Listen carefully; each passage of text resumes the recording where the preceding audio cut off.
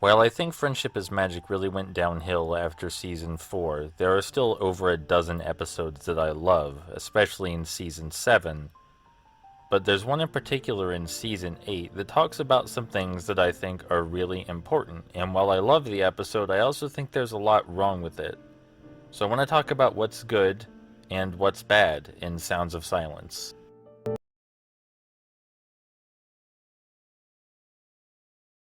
We're going to start off with the small good stuff, whatever the positivity equivalent of nitpicks is. Applejack and Fluttershy have to get to a destination, the home of the Kirin, to solve a friendship problem in this episode. Everybody travels places in Equestria by train, but oddly enough there's only the one train and only the one track, which would make the train incredibly impractical and functionally impossible. Then this episode does this gag.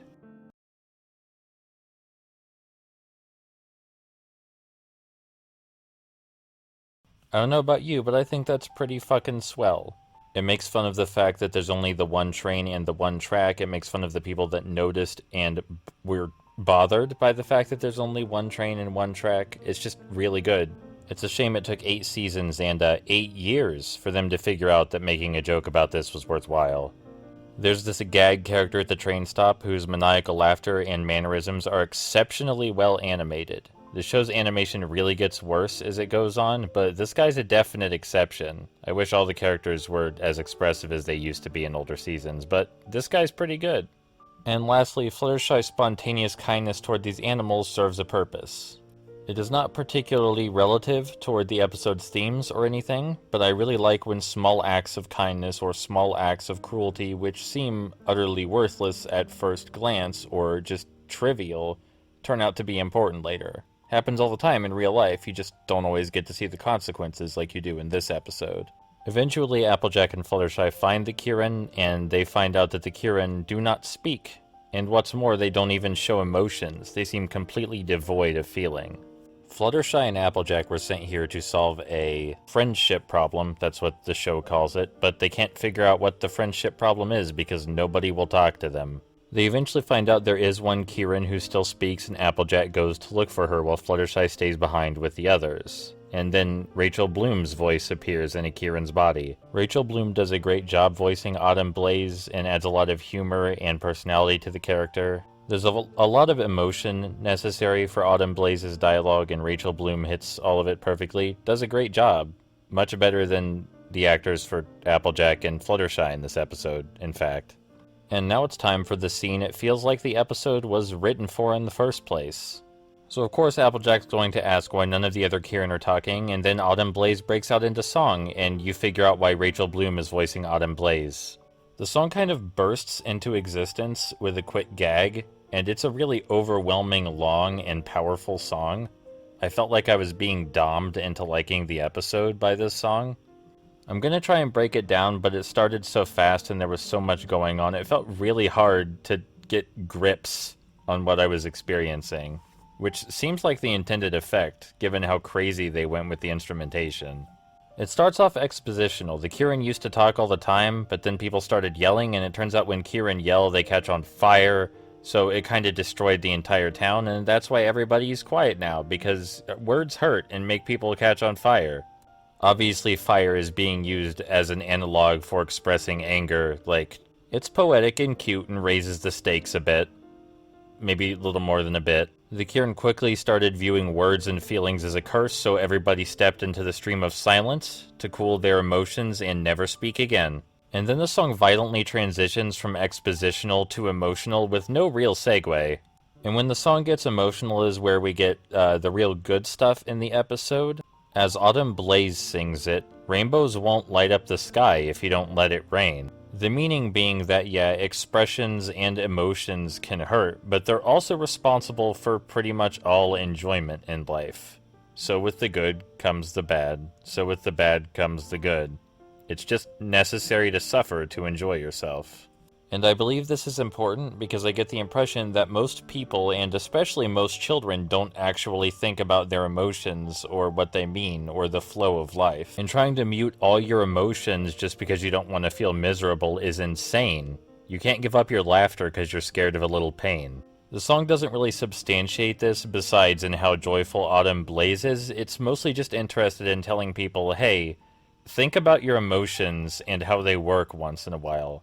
Remember that if you're feeling miserable, it's only because you have to feel happy. And sadness is inevitable.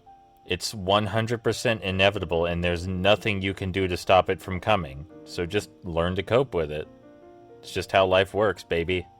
And most importantly, make sure your coping mechanisms are sane. The song goes on and we learn why Autumn Blaze can talk. The silence drove her insane until she stumbled on a cure one day, literally stumbled on one. And now she can talk again. She immediately starts being the most expressive person on the planet, and the other Kirin aren't too keen on that because they all took the vow of silence together, so they ultimately decide that she either has to stop expressing herself or leave. There's a lot of gags in the expositional segments, courtesy of Autumn Blaze just being a generally expressive, chatty, and humorful person, so it really spices up the song. It really helps that Rachel Bloom was already known for her humorful, expressive, and emotional songs, so she delivers all the lines really, really well. Then we're done expositing for good, and it goes back to the emotional part of the song. Rainbows won't light up the sky unless you let it rain, and so on. And sometimes the most obvious things to say to people are the most important. There's a lot of people out there who treat all their emotions as surprises and live expecting not to feel sad again and trying so hard to actively avoid it.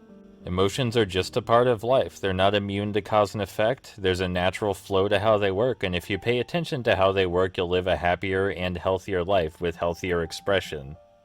And that's basically the big thing this episode is going for, is hey, think about your feelings. It's important to. As a side note, I had to listen to this song like 15 times to figure out how I feel about it, because it's just so overwhelming. It comes out of nowhere, it swings very rapidly between expositional and emotional, and the instrumentation, especially at the end, is insane. I mean, just listen to this shit. No matter how hard I schooled them, fear of hurt is still what ruled them. Sometimes you gotta let it rain.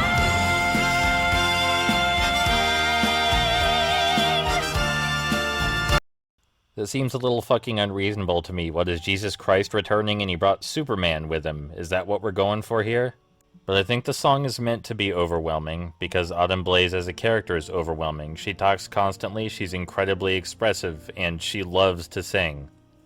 Applejack gets the idea to go back and convince the other Karen that they were wrong and insane. I'm sure that will work out fine. It doesn't work out fine, and Fluttershy and Applejack end up almost getting thrown into the stream of silence to have their emotions dulled, and so they can never speak again because they started arguing and spreading dangerous ideas about emotions. Motherfuckers. Autumn Blaze shows up angry and uses her fire to save her friends. You see, because fire is an expression of anger, and it's about what you do with fire.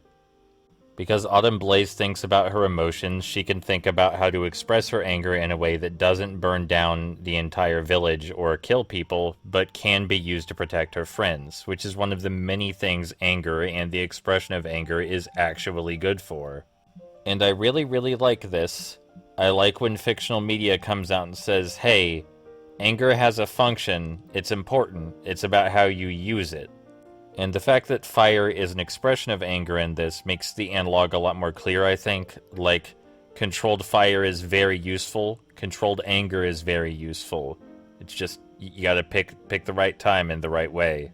Thinking about your emotions, how they work, how to cope with them, and how to use them opens up a fucking world of possibilities for helpful and healthy interaction. That's what this episode's trying to say, and I think it says it pretty good. The other Kirin decide they'd like to try the feeling things thing again, but unfortunately Autumn Blaze doesn't have any more of that cure. But it's okay, because those animals that Fluttershy helped at the beginning know exactly where the plants are to make the cure. How about that? Then the episode ends with a reprise of that song that it really seems like the episode was written for, which seems like a really high note, honestly. And that's it.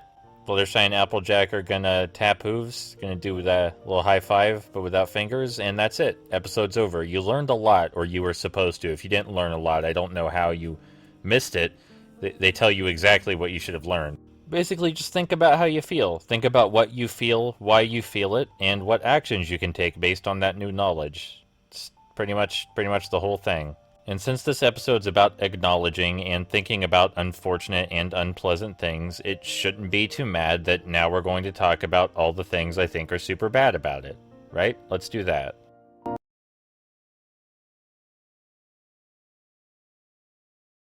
Just like with the positive stuff, I'm going to start with the nitpicks. So, the cutie map is a narrative shortcut. It exists to point specific characters to specific locations, thus removing the hassle of deciding which characters go where, why they go there. The cutie map decides all of that so the writers don't have to, and you, the person watching, don't have to think about it.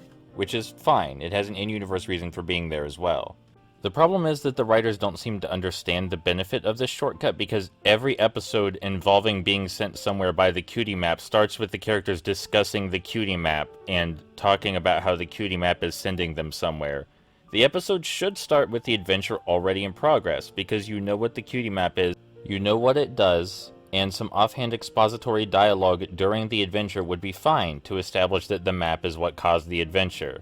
There's no need to dwell on the fact that the map sent them and discuss how many times the map sent which people on which adventure. It's just cumbersome and wastes time in the episode. Fluttershy is excessively cowardly in this episode, and it's just distracting.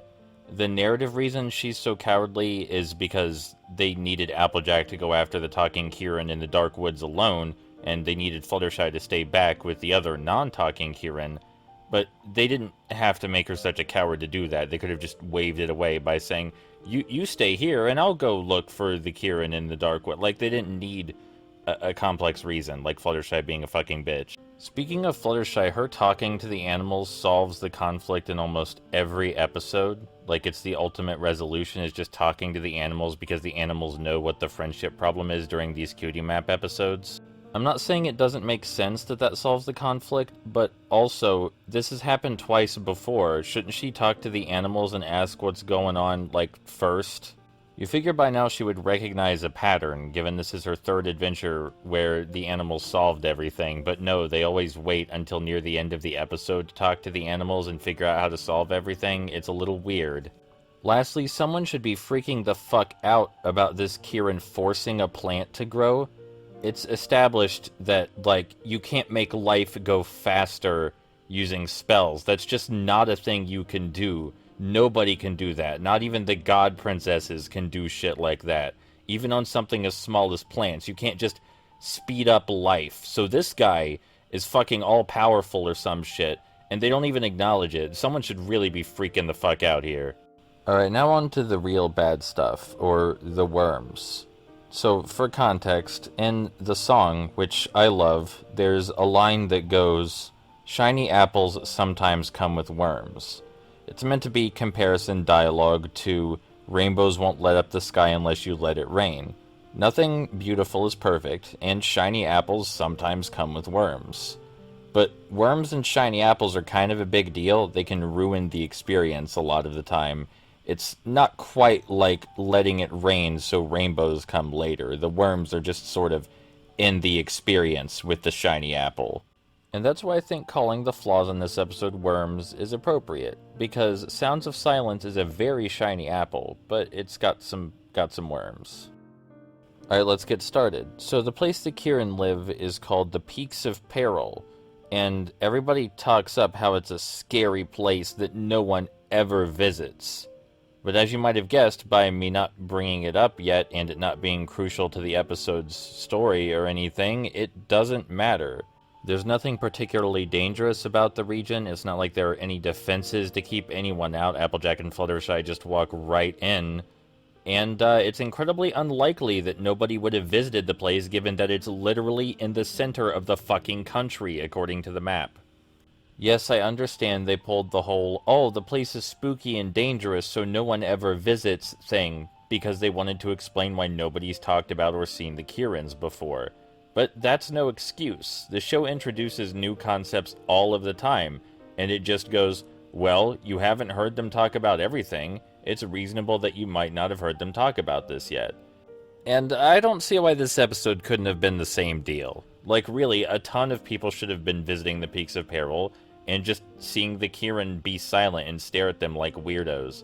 I know that's not as compelling, but who gives a shit? The spookiness of the Peaks of Peril doesn't exist, and it does nothing for the story, and it takes up like fucking 5 minutes of the narrative. Come on. You only got 22 minutes to work with.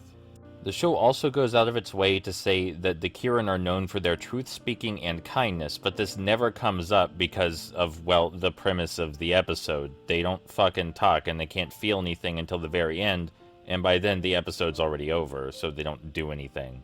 When the entire thing takes place in the Kirin village, it's not enough to just have Twilight inform the audience that the Kirin are truth speakers and very kind. I'd like to see it. I think most people would like to see it. And Autumn Blaze is kind, but unlike Fluttershy, she's only outwardly kind toward her friends in this episode, and it's not like Autumn Blaze speaks a lot of hard truths or anything, but she is honest about how she feels and honest about herself, so we can give that a pass. It's just, like, Kirin as a whole never get any exploration beyond expository dialogue from Twilight before the adventure really starts, and it kinda sucks. Speaking of honesty, although Fluttershy's kindness serves a purpose, Applejack's honesty does not. Applejack just relentlessly irritates the Kirin, bothering them about not speaking, and then she talks to Autumn Blaze and parrots what Autumn Blaze feels back at the Kirin later. There's no reason it had to be Applejack in particular. So, you remember the vow of silence everyone took that, like, destroyed their emotions and made them incapable of speaking? It turns out that was unilaterally decided by their leader. According to Autumn Blaze's song, their leader shouted, "No more talking," which was the last thing said aloud, and then she commands them to step into the stream of silence where they no longer feel things and can no longer speak. You figure that might lead to some conflict between the leader and Autumn Blaze when Autumn Blaze comes back to talk about how great speaking is and how great emotions are, along with Applejack. But no, that is not the case. Apparently, all the leader needed to change her mind was for Applejack and Autumn Blaze to say, "Yeah, actually, emotions rule, and I know that you're scared of everything catching on fire, but hear me out. It doesn't have to if you're not stupid. Just stop being stupid, guys. That's all it was. You were just big dum-dums," and then everybody's fine with it. Like, the first person who wants their voice back is even the Kirin who started the fire, which created this whole incident.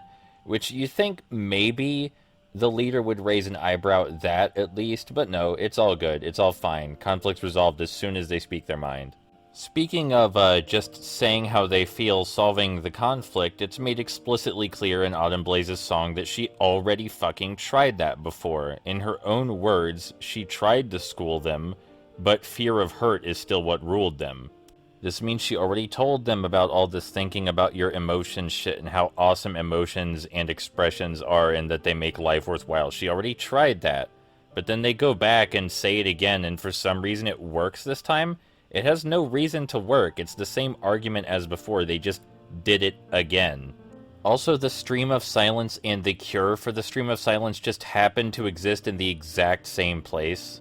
Like, there's a magical stream that destroys your emotions, but that's alright because there's a plant that grows on the same fucking mountain that cures it, so it's all good. It's just all fine. And it would be more believable if everyone wasn't surprised that the plant was the cure. Autumn Blaze didn't seem to know that it was a cure until she stumbled on it. The other Kirin didn't seem to know it was a cure until Autumn Blaze found out it was a cure. How do you not know? That just makes it so much weirder that it happens to be on the same mountain as the stream of silence. And then lastly, there's the reprise of the song. So, in the song, after Autumn Blaze is done ranting about how great emotions are, she says, "It's a lesson my village never learned," which makes sense when she sings it at first. But then, even in the reprise, she still says, "It's a lesson my village never learned," even though they visibly just learned the lesson and understand how great emotions are now and how to think about how they feel. This is like really basic shit. Reprises are supposed to be deeply emotional. The line should be, "It's a lesson my village finally learned." It fits perfectly and it has emotional significance, but no, she just says they never learned it. Could you guys not afford for Rachel Bloom to sing one extra line? Just the one? So yeah, when you actually try to think about the individual pieces of the episode, it falls apart, and it's kind of a huge mess that wastes a lot of time. But the song is good, what the song tries to tell people is good, and the lessons are important. You shouldn't avoid this episode like the plague or anything just because it has worms. Everything has worms, even emotions. Good comes with bad, and bad comes with good. Nothing's fucking flawless in life.